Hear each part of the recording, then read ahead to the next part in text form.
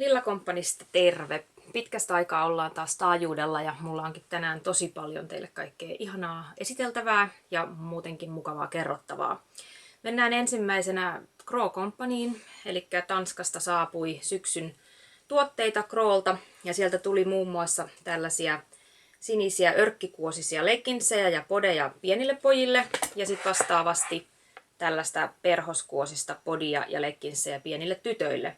Ja mikä tekee näistä molemmista tuotteista tosi kivan on se, että näissä on 20% villaa ja loput 80% on puuvillaa, eli nämä on tosi hyviä syksyn viileneviin keleihin, kun täällä on sitä villaa joukossa, mutta ei kuitenkaan niin paljon, että nämä olisi mitään kutittavia.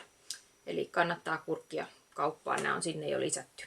Ja mitä tulee Crown mitoitukseen, niin nämä on aika lailla hyvin vastaa sitä kokoaan. Eli tässä nämä esimerkiksi 74 senttiset legginsit, kun vertaa Minirodinin 6874, niin ne on pikkasen pidemmät, mutta esimerkiksi vyötärö on aika lailla samankokoinen. Eli aika hyvin sen Minirodinin mitoituksen, jos tietää, niin Crowtakin uskaltaa sitten ostaa. Sitten mikä tuli tuossa pari päivää sitten, niin todella odotettu paketti Espanjasta, eli Popo Josesin syksyn tuotteita. Sieltä tuli paljon väriä, muun muassa tällaista ihanaa keltaista kissapaitaa. Tämä on tällaista ohutta trikoota, tosi ihana juttu. Ja näistä voi sanoa sen, että ainakin paitojen suhteen Popo on nyt ilmeisesti suurentanut vähän mitoitustaan, eli tämä 4-5-vuotiaan koko vastaa yllättävän hyvin 104-110 esimerkiksi Minirodinin paidoista tältä syksyltä, eli sinällään vähän on niin kuin muuttunut tämä. Ja mittasin jo aiemmin, että koko 2-3 vuotta oli aika lailla 92-98 senttinen, eli sekin osuisi aika hyvin yhteen sen niin kuin normaalimitoituksen suhteen. Eli tällainen muutos on nyt sitten ollut Bobolla. Sitten heiltä tuli myös tätä samaista kissaa podina. Ja tässä on koko 18-24 kuukautta. Ja mielestäni näyttää ihan hyvin tuolta 92 senttisen koolta tämäkin podi. Ja tähän samaan voi näyttää, että tämän podin voi hauskasti esimerkiksi, jos on vähänkään ruotsalaista meininkiä, niin yhdistää näihin Minirodinin sinisiin legginseihin, niin saa aika makeen ruotsalaisyhdistelmän. Sitten Popolta tuli tietenkin kanssa legginsejä, eli esimerkiksi tällaiset ihanat sinipunaiset lekkarit, joissa on takana hauska tämmöinen vähän kalsarimainen yksityiskohta. Tämä leikkaus täällä menee näin kivasti. Ja tässä on koko 12-18 kuukautta. Ja sitäkin mä voisin verrata näihin rodineihin. Niin aika lailla pituus on sama. Ja vyötärökin on melko lailla sama. Eli vastaa hyvinkin pitkälti toisiaan nämä koot.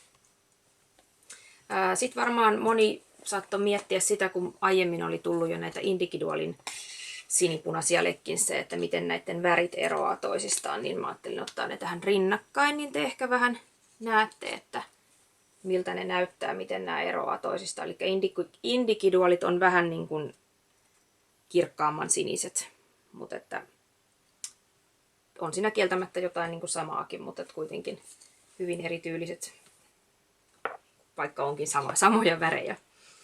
Ja ajattelin, että esimerkiksi näitä Individualin lekkareita voi kivasti yhdistellä. Esimerkiksi meillä on Eppen podia jo ennestään. Nämä menee aika hauskasti. Saa erilaisia kuoseja yhdistettyä. Yhtä lailla Eppen tämä pallopaita menee mielestäni ihan kivasti näiden kanssa. Vastaavasti tänne voi heittää Popon legginsien kanssa tämän Eppen podin. Ja ihan tosi hauskoja näistä yhdistelmistä tulee kyllä, kun vaan laittelee eri merkkejä keskenään. Sitten Popolta tuli myös näitä isompien housuja, eli tämmöisiä college-housuja. Tässä on koko 4-5 vuotta ja näyttäisi siltä, että tämä olisi hyvinkin pitkälti just sen 104-110 koon. Ehkä enemmän se 104 koko, tämä vastaisi sitä. Tämä punainen väri saattaa mietityttää, koska aina kuvissa se näyttää vähän erilaiselta, niin mä otin tuohon vertailuksi nyt esimerkiksi Mini Rodinin tällaisen haalarin.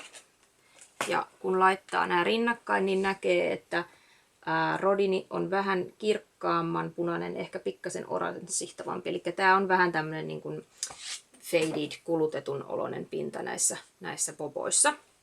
Ja sit voi vielä ottaa tuohon ton Individualin paidan, niin siitäkin näkee, että tämä taas on sitten vähän niin kuin vaaleampi vielä tosta, mutta että 3 erilaista punasta nähtävillä tässä nyt rinnakkain. Ja näidenkin kanssa yhtä lailla voi yhdistellä just sitten, jos haluaa, niin menee ihan hauskasti täältä nämä Eppen paita ja muita yhdistelmiä voi rakennella niistä. Eli tommosia uutuuksia on tullut jo ja nyt on ihan lähiaikoina odotettavissa, eli varmaan ensi viikolla tulee Mini Rodinin toinen toimituserä, missä sitten tulee muun muassa näitä pandoja. Ja samoin Englannista Bow Loves pitäisi saapua ensi viikolla Lilla Companyin, eli paljon kaikkea ihanaa on luvassa myös silloin. Ja yhtenä uutena asiana meille on tullut semmoinen, että maanantaista lähtien on voinut maksaa Klarnan maksupalveluilla. Eli Klarna-lasku ja Klarna-tili on nyt käytettävissä myös Lilla Companyssa. Eli kannattaa sitten näitäkin vaihtoehtoja miettiä, kun meille tilauksia tekee. Eipä muuta tällä kertaa. Palataan taas asiaan todennäköisesti ensi viikolla uutuuksien merkeissä. Moikka moi!